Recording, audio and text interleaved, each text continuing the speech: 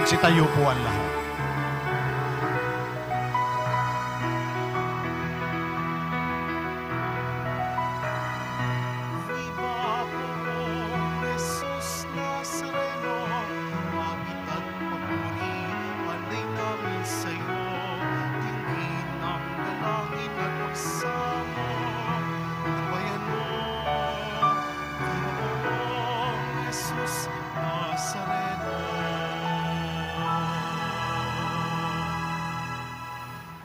Sa ngalan ng Ama at ng Anak at ng Espiritu Santo, Amen. ang pagpapala at kapayapaan mula sa Diyos na Ama natin at sa Panginoong Hesukristo naway sumainyo. At sumaiyo rin. Mga kapatid, tinipon tayo bilang kaanib ng angkan ng Diyos, kaya dumulog tayo sa maawaing Panginoong nagpapatawad ng lubos. Sinugong tagapagpagaling sa mga nagsisisi, Panginoon, kaawaan mo kami. Panginoon, kaawaan mo kami. Dumating na tagapag-anyayang mga makasalanan ay magsisi, Kristo, kaawaan mo kami. Kristo, kaawaan mo kami. Nakaluklok ka sa kanan ng Diyos Ama para ipamagitan kami. Panginoon, kaawaan mo kami. Panginoon, kaawaan mo kami. Kaawaan tayo ng makapangyarihang Diyos, patawarin tayo sa ating mga kasalanan, at patnubayan tayo sa buhay na walang hanggan. Amen. Manalangin tayo. Ama naming makapangyarihan, lakas ka ng mga walang inaasahan kundi ikaw. Ang pagluhog namin ay iyong pagbigyan, sapagkat kami mga tao lamang na pawang mahihina kapag iyong iniwanan. Kaya naman kami lagi mong tulungan upang sa pagtupad ng iyong mga utusan, ikaw ay aming mabigyang kasiyahan sa aming iniisip at ginagawa araw-araw sa pamamagitan ni Jesucristo kasama ng Espiritu Santo magpasawalang hanggan. Amen. Magsiupo muna ang lahat. Pagbasa mula sa unang aklat ng mga hari. Nang patay na si Nabat, sinabi ng Panginoon kay Elias na taga-Tisbe, "Madali ka, puntahan mo si Haring Akab. Makikita mo siya sa Jezreel sa ubasan ni Nabat. Naparoon siya upang kamkamin iyon. Sabihin mo sa kanya, ito ang ipinasasabi ng Panginoon. Isa kang mamamatay tao. Ngayon na may pangangamkam ang ginagawa mo. Kung saan hinimod ng mga aso ang dugo ni Nabat, doon din hihimurin ng mga aso ang iyong dugo." Sinabi ni Akab kay Elias, "Narito ka na naman, mahigpit kong kaaway." Sagot naman sa kanya ni Elias, "Oo, hinahanap kita uli, sapagkat nagumon ka sa kasamaan. Malagim na parusa ang babagsak sa iyo. Ganito ang ipinasasabi ng Panginoon, itatakwil kita, lilipulin ko ang mga anak mong lalaki, matanda at bata. Parurusahan kita tulad ng ginawa ko sa angkan ni Jeroboam na anak ni Nabat at sa angkan ni Baasa na anak ni Ahiyas, sapagkat ako'y ginalit mo at ibinulid mo ang Israel sa pagkakasala. Ito naman ang sumpa laban kay Jezebel. Kakanin siya ng mga aso sa nasasakupan ng Jezreel. Sino man sa angkan ni Akab ang mamatay sa bayan ay kakanin ng mga aso. Sino mang mamatay sa bukid ay kakanin ng mga uwak. Dahil sa sulsol ni Jezebel, nagumon si Akab sa paggawa ng masama sa paningin ng Panginoon. Sumamba rin siya sa Diyos-Diyosan gaya ng mga Amoreyo na pinalayas ng Panginoon pagdating ng bayang Israel sa lupaing iyon. Nang marinig ni Akab ang mga sinabi ng propeta, ginawak niya ang kanyang damit, nagsuot ng sako, at di hinubad iyon kahit sa pagtulog. Nag-ayuno siya bilang tanda ng malaking kalungkutan. Kaya't sinabi ng Panginoon kay Elias, hindi mo ba napansin kung paano nagpapakababa sa harap ko si Akab? Sapagkat nagpakababa siya, hindi ko itutuloy ang parusa sa kanya habang siya'y nabubuhay. Ngunit pagkamatay niya, parurusahan ko ang kanyang angkan. Ang salita ng Diyos. Salamat sa Diyos. Poon, iyong kaawaan, kaming sayo'y nagsisuway. Poon, iyong kaawaan, kaming sayo'y nagsisuway. Ako'y kaawaan, o mahal kong Diyos, sang-ayon sa iyong kagandahang loob. Mga kasalanan ko'y iyong pawiin, ayon din sa iyong pag-ibig sa akin. Hugasan mo sana ang aking karumhan, dalisayan mo ang aking kasalanan. Poon, iyong kaawaan, kaming sayo'y nagsisuway. Ang pagsalansang ko ay kinikilala, laging nasa isip ko at alaala. Sa iyo lang ako nagkasalang tunay, at ang nagawa ko'y di mo nagustuhan. Poon, iyong kaawaan, kaming sayo'y nagsisuway. Ang kasalanan ko'y iyo nang limutin, lahat kong nagawang masamay pawiin. Ingatan mo ako, Diyos kong manunubos, ang pagliligtas mo'y galak kong ibabantog. Poon, iyong kaawaan, kaming sayo'y nagsisuway. Magsitayo po tayo.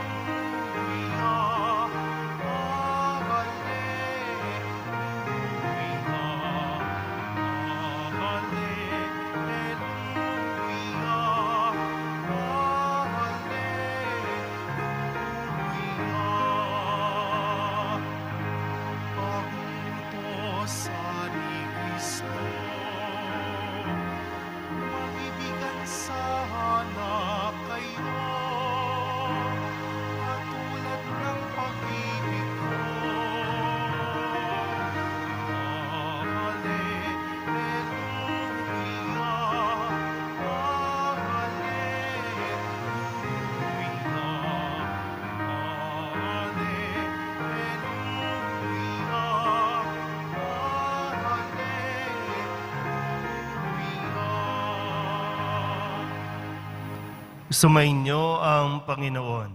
At sumayo rin. Ang mabuting balita ng Panginoon ayon kay San Mateo.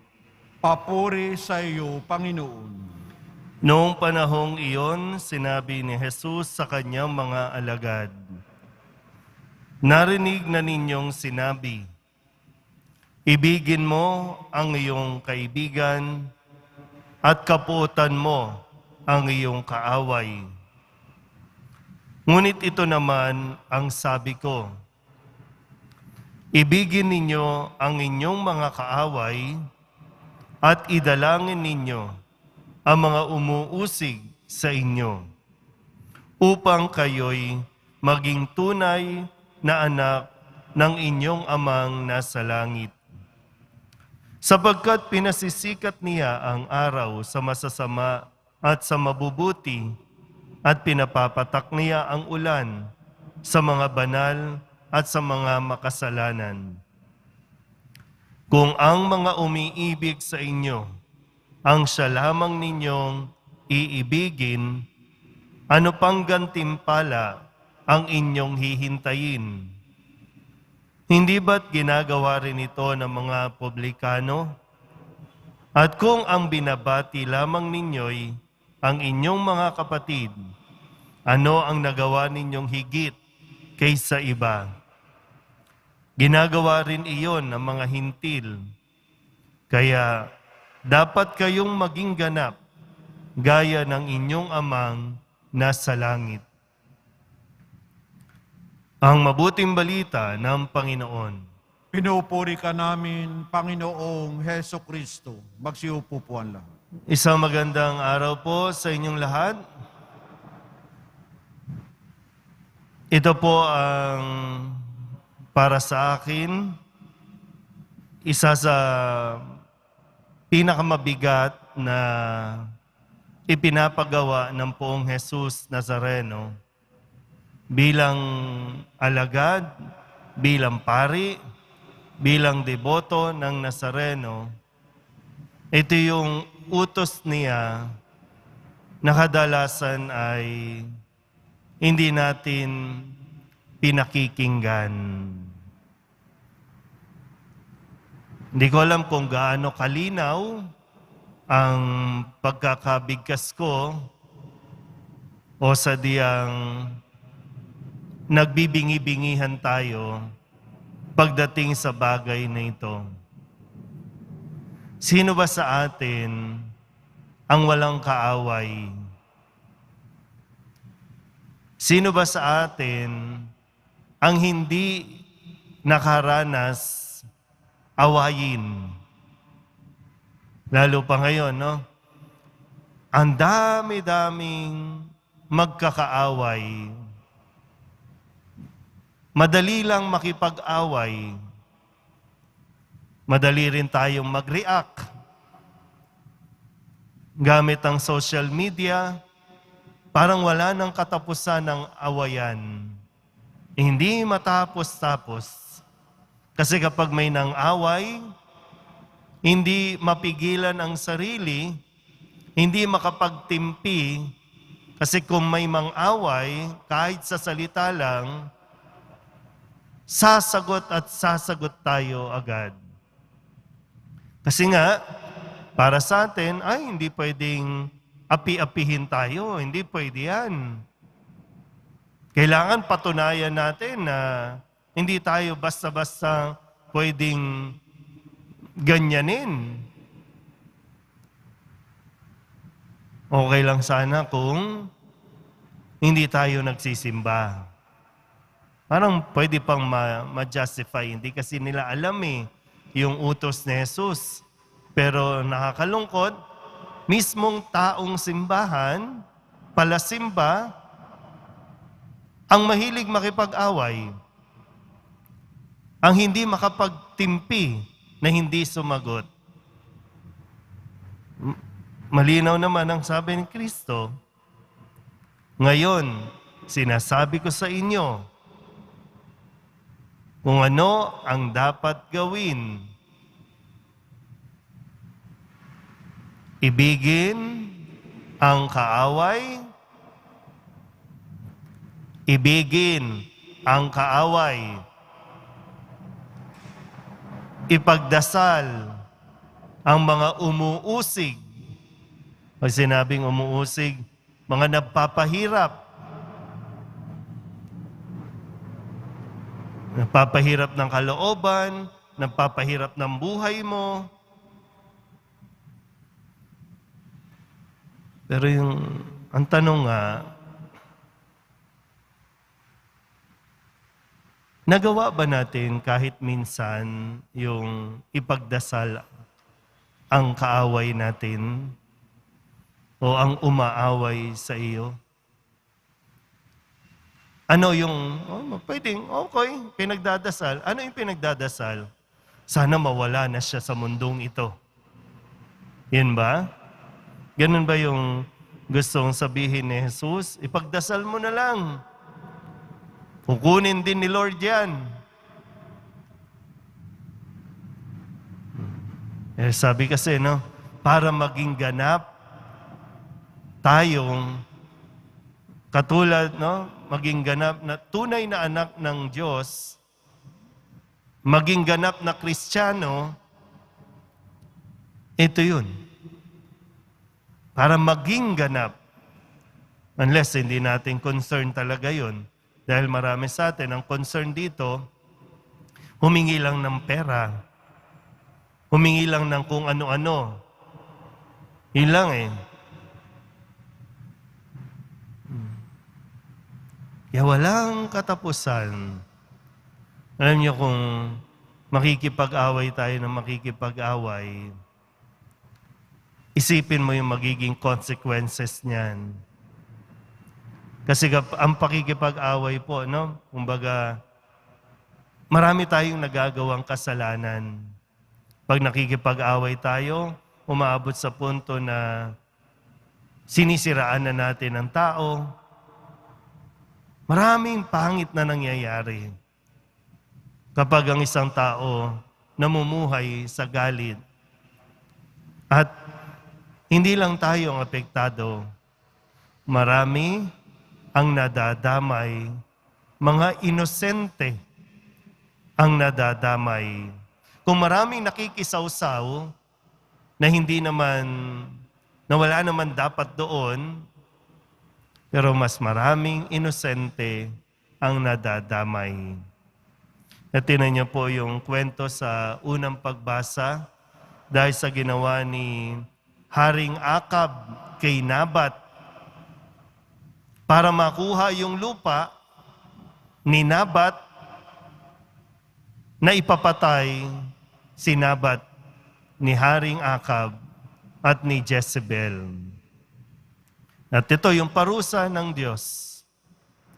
Mga anak, mga kalahi, bata, matanda, magsasuffer, maghihirap dahil sa ginawa ni Akab. Ganon din naman sa atin. Pag may kaaway ka, sinong naapektuhan? Anak mo. Minsan nga, nadadawit pa yung anak mo, pamilya mo. Dapat ikaw lang yan eh. Pero hindi nga ganon. May nadadawit. Kaya isipin mo ng mabuti. Sana ang maituro natin, hindi paghihiganti, kundi maituro din natin.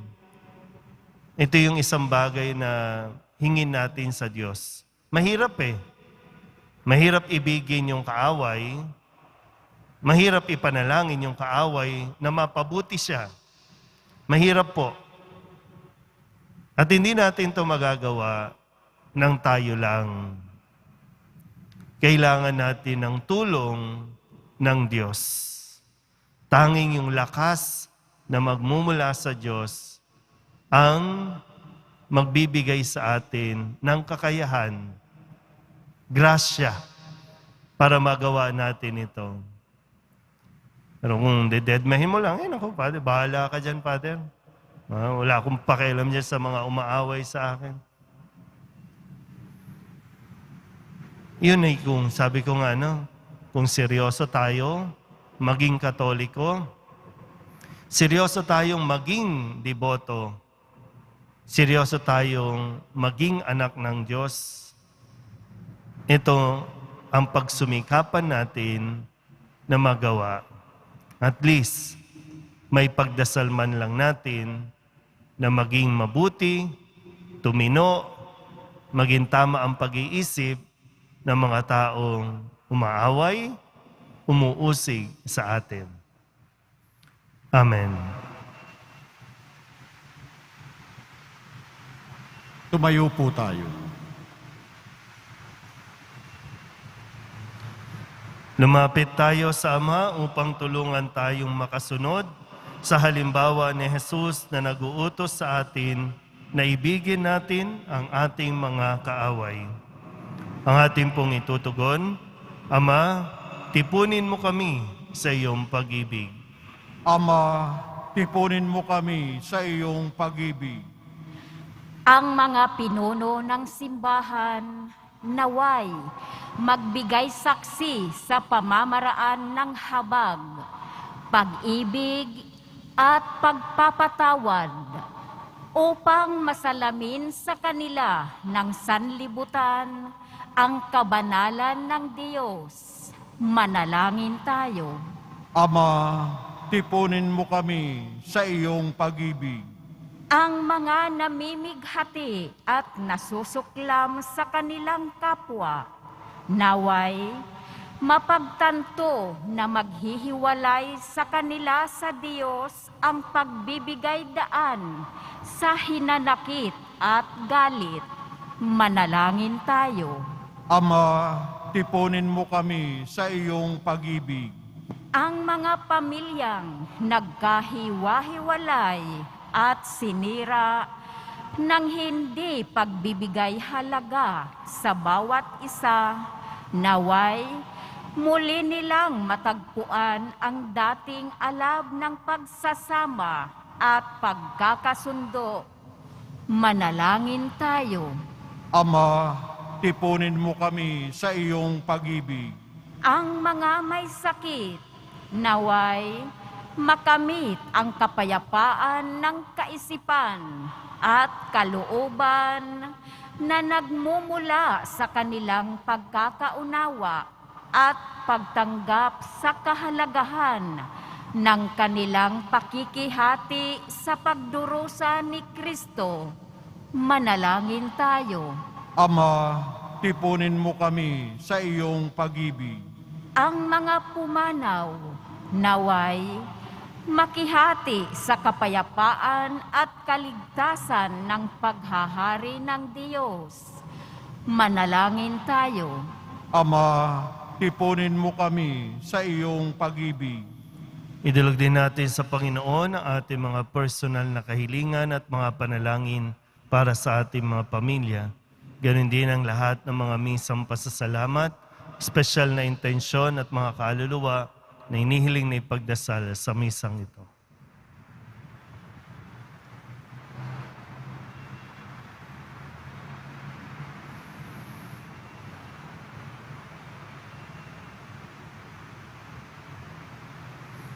Ang lahat ng ito ay inihiling namin sa ngalan ni Kristong aming Panginoon. Amen. Magsiupo po ang lahat.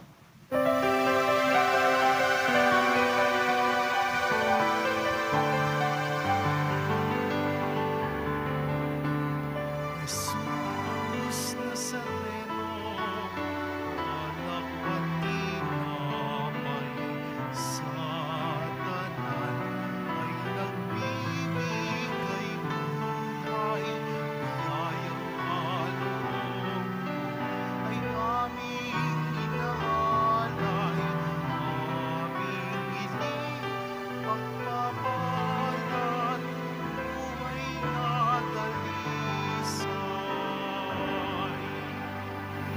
Magsitayo po tayo. Manalangin kayo mga kapatid upang paghahain natin ay kalugdan ng Diyos sa mga makapangyarihan. Tanggapin nawa ng Panginoon itong paghahain sa iyong mga kamay, sa kapurihan niya at karangalan, sa ating kapakinabangan at sa buong sambayanan niyang banal. Ama naming lumikha, kami ginawa mong may angking katauhan na dapat pakainin at pangalagaan at iyong dinudulutan ng banal na pakikinabang. Ipagaloob mong kami huwag magkulang sa mga iniuukol mo sa aming kapakanan sa pamamagitan ni Jesucristo, kasama ng Espiritu Santo, magpasawalang hanggan. Amen. Sumainyo ang Panginoon. At sumaiyo rin. Itaas sa Diyos ang inyong puso at diwa. Itinaas na namin sa Panginoon. Pasalamatan natin ang Panginoong ating Diyos. Marapat na siya ay pasalamatan. Ama naming makapangyarihan, tunay ngang marapat na ikaw ay aming pasalamatan. Sa iyong paglingap at kagandahang loob, ang tao'y nilikha mo at pinangasiwa sa sansinukob. Sa hangad mong siya'y iwastong lubos, siya'y pinagdusa mo sa kanyang pagtalikod. Sa iyong paggiliw, iyong ipinahintulot na makabalik siya sa pamamagitan ni Kristo Jesus.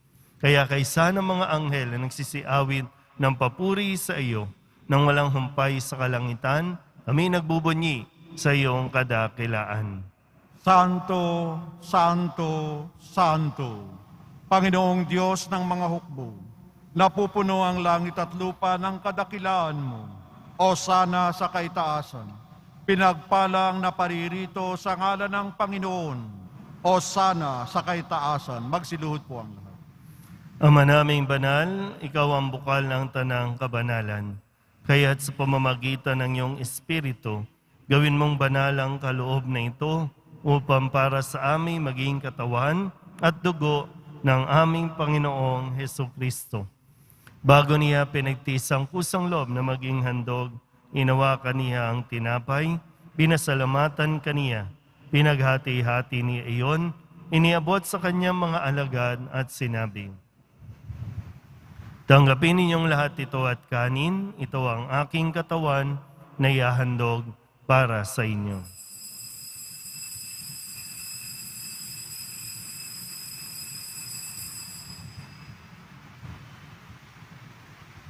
Kaya hindi naman ang matapos ang hapunan, hinawakan niya ang kalis, muli kaniyang pinasalamatan. Inabot niya ang kalis sa kanyang mga alagad at sinabi, "Tanggapin ninyong lahat ito at inumin. Ito ang kalis ng aking dugo, ng bago at walang hanggang tipan. Ang aking dugo na ibubuhos para sa inyo at para sa lahat, sa ikapagpapatawad ng mga kasalanan. Gawin ninyo ito sa pag-alaala sa akin."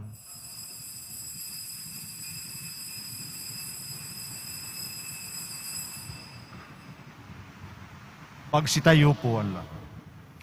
Ipagbunyi natin ang misteryo ng pananampalataya.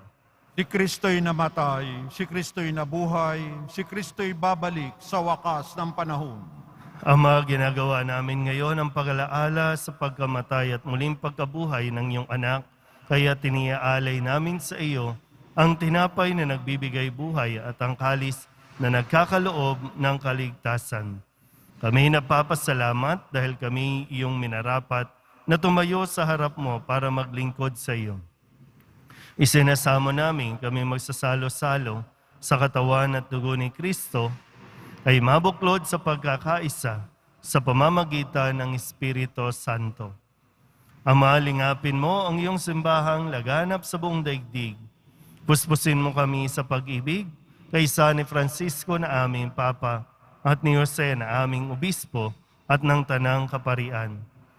Alalahanin mo rin ang mga kapatid naming nahimlay na may pag-asang sila'y muling mabubuhay, kaya hindi ng lahat ng mga pumanaw. Kawaan mo sila at patuloyin sa iyong kaliwanagan. Kawaan mo at pagindapating kaming lahat na makasalo sa iyong buhay na walang wakas. Kaysa ng mahal na Birhen Maria na ina ng Diyos, ng kabiyak ng puso niyang si San Jose, kaysa ng mga apostol at ng lahat ng mga banal na namuhay dito sa daigdig ng kalugod-lugod sa iyo, may pagdiwang nawa namin ang papupuri sa kararangal mo sa pamamagitan ng iyong anak na aming Panginoong Hesukristo. Sa pamamagitan ni Kristo, kasama niya sa Kanya, ang lahat ng parangal at papuri ay sa iyo, Diyos Amang makapangyarihan, kasama ng Espiritu Santo, magpasawalang hanggan.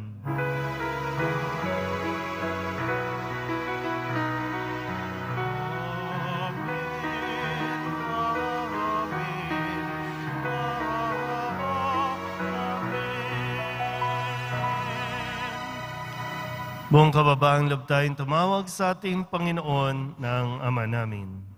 Ama namin, Sumasalangit ka, sambahin ang ngalan mo. Mapasa amin ang kaharian mo, sundin ang loob mo dito sa lupa para nan sa langit. Bigyan mo kami ngayon ng aming kakanin sa araw-araw at patawarin mo kami sa aming mga sala para ng pagpapatawad namin sa nagkakasala sa amin. At huwag mo kaming ipahintulot sa tukso at iadya mo kami sa lahat ng masama. inihiling namin kami iadya sa lahat ng masama, pagkalooban ng kapayapaan na araw-araw, iligtas sa kasalanan at ilayo sa lahat ng kapahamakan, samantalang aming pinananabikan ang dakilang araw ng pagpapahayag ng tagapagligtas naming si Hesukristo. Sapagkat iyo ang kaharian at ang kapangyarihan at ang kapurihan magpakailanman. Amen. Panginoong Hesukristo, sinabi mo sa iyong mga apostol, "Kapayapaan ang iniiwan ko sa inyo, ang aking kapayapaan ang binibigay ko sa inyo. Tunghayan mo ang aming pananampalataya at huwag ang aming mga pagkakasala. Pagkalooban mo kami ng kapayapaan at pagkakaisa ayon sa iyong kalooban, kasama ng Espiritu Santo, magpasawalang hanggan. Amen. Ang kapayapaan ng Panginoon ay laging sumainyo. At sumaiyo rin. Magbigayan po tayo ng kapayapaan sa isa't isa.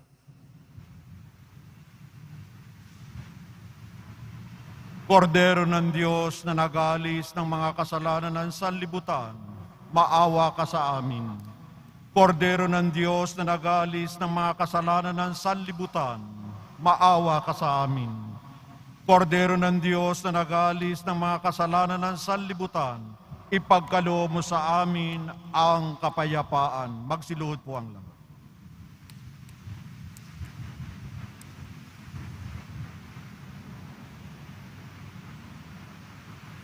Ito ang kordero ng Diyos.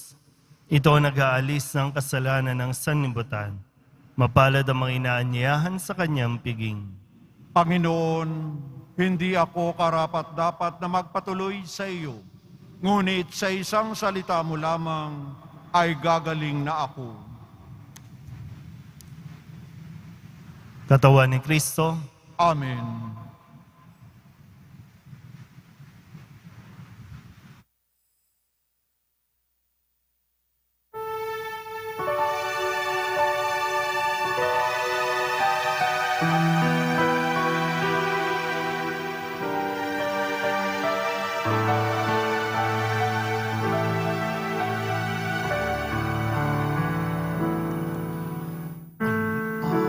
Atas ko sa inyo,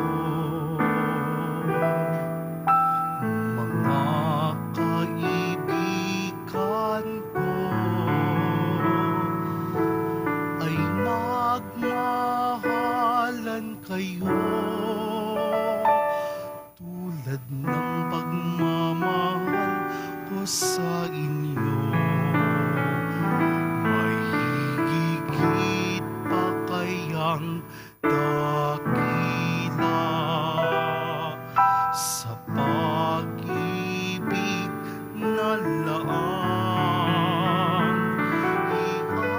ialay ang buhay alang-alang sa kaibigan. Kayo nga'y kaibigan ko, kung matutupad ninyo ang iniaatas ko. Kayo'y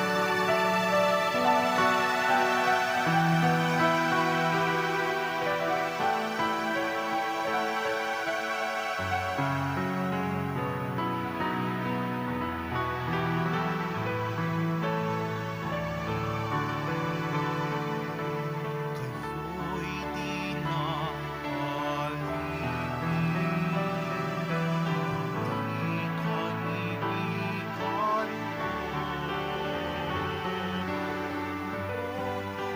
nasa Ama, lalahan o nasa inyo.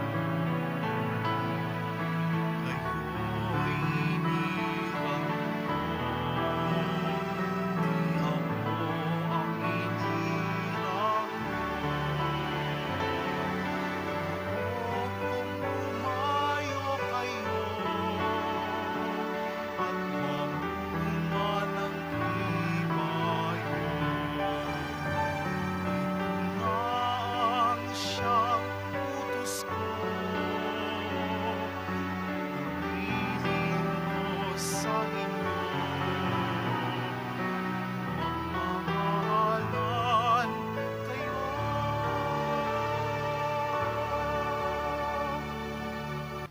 Tumayo po tayo. manalangin tayo.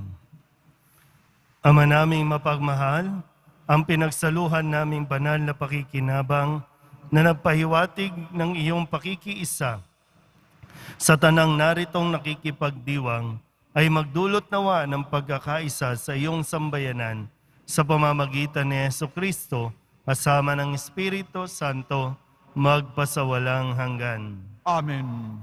Sumainyo ang Panginoon. At sumayo rin. Manalangin tayo para sa pagbabasbas. Mahal na pong Jesus Nazareno, inihayag mo sa pamamagitan ng krus ang walang maliw na pag-ibig ng Diyos sa sangkatauhan. Pakinggan mo ang kahilingan ng iyong angkan na nagsusumamo sa iyo. Makamtanawa nila ang iyong katugunan at tanggapin ang kasagutan na may utang na loob na tinatanaw. Basbasan din po ninyo ang mga dala-dala nilang mga imahin at dasalan at lahat ng mga may karamdaman. Sa pamamagitan ng bendisyon na ito, naway maalala nila ang mga pangako nila noon sa binyag na ikaw ang kanilang ibigin at paglilingkuran bilang Panginoon magpasawalang hanggan. Amen. At pagpalain kayo ng makapangyarihang Diyos, Ama at Anak at Espiritu Santo. Amen. Humayo kayong taglay ang kapayapaan ng poong Jesus Nazareno. Salamat sa Diyos. Magandang araw po.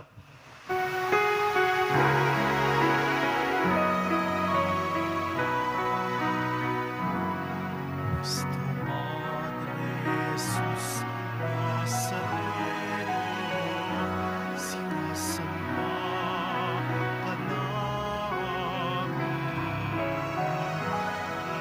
Iniinturo ka namin. Aral mo ang aming buhay at kaligtasan.